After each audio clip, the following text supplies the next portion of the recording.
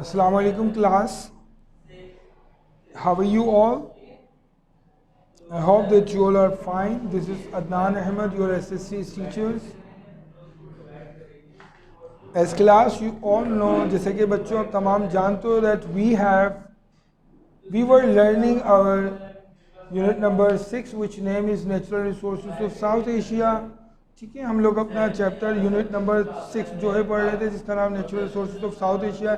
इसके अंदर हमने फॉरेस्ट के मुतालिक पढ़ा था, फॉरेस्ट की टाइप्स पढ़ी थी हमने। ठीक है, 4 टाइप्स होती हैं, माउंटेनस, सब mountainous, riverine and tidal forest. फिर उसके बाद हमने इम्पोर्टेंस ऑफ फॉरेस्ट भी पढ़े, वाटर रिसोर्सेज पढ़े। उसके बाद हमने जो है irrigation in Bangladesh and Sri Lanka and then agriculture types of crops भी हमने पढ़ लिए थे। ठीक है, तो हमने पेज नंबर 47 तक तो अपनी जो है रीडिंग कंप्लीट कर ली थी, इसके मुतालिक हमने पढ़ लिया था। Now we are moving to page number 48। ठीक है, पेज नंबर 48 आज हम इंशाल्लाह पढ़ेंगे और इसके अंदर देखिए मेथड ऑफ एग्रीकल्चर। अच्छा, एग्रीकल्चर जो है मैंने आपको लास्ट टाइम पढ़ाया था, एग्रीकल्चर किसको बोलते हैं। ठीक है, तो एग्रीकल्चर ज़रूरी को कहते हैं कि हम लोग क्या करते हैं, खेती बाड़ी वगैरह करके जो चीज़ें वगैरह उगाते हैं उसे ही एग्रीकल्चर कहा जाता है। ठीक है, कि हम लोग क्या फसलें वगैरह, क्रॉप्स वगैरह क्या है खेतों के अंदर लगाते हैं, तो इस लाइफ को एग्रीकल्चर।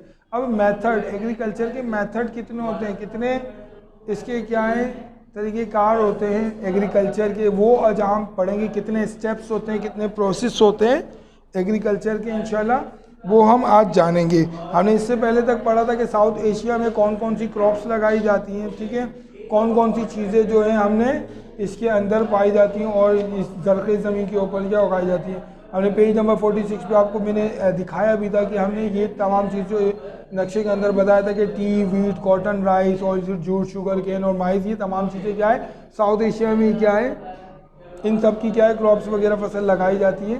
ठीक है, तो अब जो है हम पढ़ने जा रहे हैं इनके मेथड क्या होते हैं। आइए स्टार्ट करते हैं। Growing a crop requires 4 process. किसी भी फसल को लगाने के कितने मरहले हैं, 4 प्रोसेस हैं। ठीक है, याद रखेंगे। ठीक है, फसल को उगाने के कितने प्रोसेस हैं, 4 प्रोसेस हैं।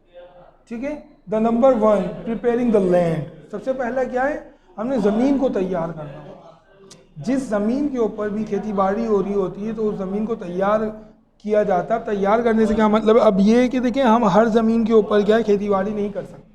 जैसे हमारी गली के अंदर, हमारे घर के अंदर या हमारे जो करीब तर ग्राउंड्स वगैरह होते हैं, इन तमाम जगह पे खेतीबाड़ी नहीं हो सकती। क्यों? क्योंकि उनकी ज़मीन क्या है तैयार नहीं होती। अगरचे अगर हम लोग तैयार करें तो फिर वहाँ भी फसल क्या है उगाई जा सकती है। ठीक है, लेकिन क्या है आप गली के अंदर फसलें वगैरह नहीं उगा सकते, गली वगैरह बैंड हो जाएगी। ठीक है, इसी तरीके से और दीगर जो रेगिस्तान टाइप की ग्राउंड्स वगैरह होते हैं जिसमें रेत पड़ी हुई होती है, वहाँ पर फसल नहीं उग सकती। तो इसकी ज़मीन तैयार करनी पड़ती है, ज़रख़ीज़ ज़मीन बनानी पड़ती है, इसमें खाद वगैरह डाल के जो है इसकी मिट्टी अलग होती है। तो ये तमाम चीज़ें प्रिपेयर करके क्या है हमें इनकी लैंड को क्या है तैयार करना होता है कि जिसके ऊपर खेती बाड़ी हो सके। आपने देखा है ना खेती बाड़ी के ऊपर क्या है गाँवों के अंदर, देहातों के अंदर, विलेजेस के अंदर क्या है तो लोग क्या है अपनी ज़मीनों को तैयार करते हैं, उसमें क्या है हल वगैरह चलाते हैं बकरियों के ज़रिए, अपना बेल के ज़रिए, ट्रैक्टर्स के ज़रिए और दूसरे दीगर मशीन्स के ज़रिए क्या है वो ज़मीनों को तैयार करते हैं, फिर उस ज़मीन के ऊपर क्या है फसल वगैरह होती है। तो ये पहला स्टेप है हमारा। ठीक है, प्रिपेयरिंग द लैंड को तैयार, सोइंग द सीड, और उसके बाद क्या हमने उसके अंदर बीज बोना होता है। अब जो फसल लगानी है, फॉर सपोज अगर हमने मैंगो की लगानी है तो मैंगो के हिसाब से उसके सीड्स डालने पड़ेंगे। अगर हमने किसी और फ्रूट्स की या किसी वेजिटेबल्स की या फिर दीगर चावल, राइस वगैरह, इन तमाम चीज़ों की अगर हमने फसल वगैरह उगानी है तो हमने उसी के मुतालिक या उसके बीज वगैरह जो रिक्वायर्ड होते हैं कि जिससे जो चीज़ बनती है तो हमने क्या है फिर वही उसकी सीड्स वगैरह उसके अंदर बोने पड़ेंगे। ठीक है, बीज बोगे तो मतलब आज कभी जो बीज बोगे वही कल खाओगे। तो आज अगर कोई बीज, मिसाल है ना वो कि जैसा बीज बोगे वैसा ही फल मिलेगा, तो आज आप जो बीज बोगे तो फिर दरख्त वैसा ही उगेगा।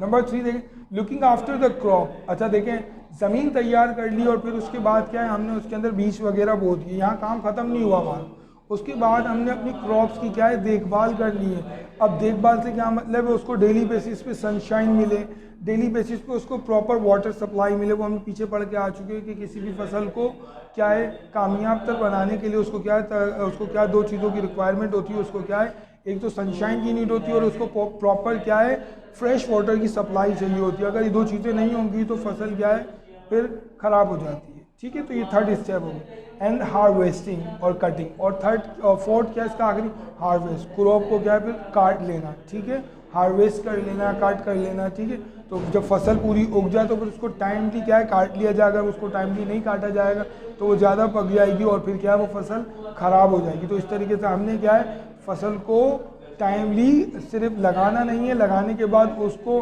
जो है हमने बीज नहीं बोना, उसकी हमने सिर्फ देखभाल नहीं करनी बल्कि उसको टाइमली क्या हमने उतारना भी है, काटना भी है। ठीक है, तो ये 4 स्टेप्स हैं कि इसके, ये 4 स्टेप्स मेथड ऑफ एग्रीकल्चर के। अच्छा, अब बात करें प्रीवियसली, पुराने दौर की बात करें, land was prepared by plugging. पहले के दौर में क्या है हल चलाया जाता था। ठीक है, हल चलाने से क्या मतलब है कि क्या है वो अपना जो बेल वगैरह होती थी, बैलगाड़ी के थ्रू क्या बेल बांध दिया जाता था और फिर उससे जो है ना हल चलाते थे, उससे ज़मीन को तैयार करते थे, usually with the help of bull. अब बुल के ज़रिए, बुल बेल को बोलते हैं। ठीक है, बेल हो गई, ऑक्सन भी बेल को ही कहते हैं। ठीक है, ये बुल सांड को भी बोलते हैं। वो अक्सर गेम में देखा होगा कि उसके ऊपर कोई शख्स बैठ गया था और फिर उल्टा सीधा वो क्या उछलता रहता है, यूं यूं करके बंदे को गिराते, उसको बुल कहते हैं। ऑक्सन बेल को कहते हैं। ठीक है, तो किसके ज़रिए होती थी हल, किसके ज़रिए चलाते थे, या बुल्स के ज़रिए या फिर ऑक्सन के ज़रिए। While yaks were use in the Himalaya region, और यॉक्स का इस्तेमाल होते थे। यॉक्स भी बेल को बोलते हैं लेकिन ये पहाड़ी इलाके की जंगली बेल को कहते। तो ये पहाड़ी इलाके जो हिमालय के रीजन इलाके थे वहाँ पर यॉक्स इस्तेमाल होती है। सच एस नेपाल, अब जैसे कि नेपाल हो गया, भूटान हो गया, इन जगहों पर यॉक्स इस्तेमाल होती थी खेती बाड़ी के लिए, method of agriculture. These days, अब इन दिनों में क्या है, दिस इज डन, मतलब खेती बाड़ी किससे होती है, हल किससे चलाया जाता है, this is done far more effectively, बहुत ही पूरा असर अंदाज में काम किया जाता है with the help of tractors, tractors के ज़रिए काम किया जाता है। एंड अदर मॉडर्न टेक्निक्स, ये दूसरी मॉडर्न जदीद टेक्निक्स के साथ ही काम किया जाता है। जैसे जैसे दौर बढ़ता जाता है तो टेक्नोलॉजी मजीद क्या है मुतारिफ होती जा रही है, तो उससे क्या है उसमें ज़्यादा मेहनत लगती थी बैलगाड़ी से, तो अब क्या ट्रैक्टर, और आने वाले दौर के अंदर मजीद इससे भी बेहतर तरीके कार निकल जाएंगे। तो ठीक है क्लास, आज हमने क्या पढ़ा, मेथड ऑफ एग्रीकल्चर पढ़ा कि एग्रीकल्चर के कितने प्रोसेस होते हैं। इसके 4 प्रोसेस होते हैं। आई रिपीट अगेन, 4 प्रोसेस होते हैं। पहला ज़मीन तैयार करना, फिर उसमें बीज बोना, फिर फसल की देखभाल करना और फसल काटना। ये इसके 4 तरीके का है। ठीक है, इंशाल्लाह we will learn its problem in our next video. Till then take a good care of your self. अल्लाह हाफिज़।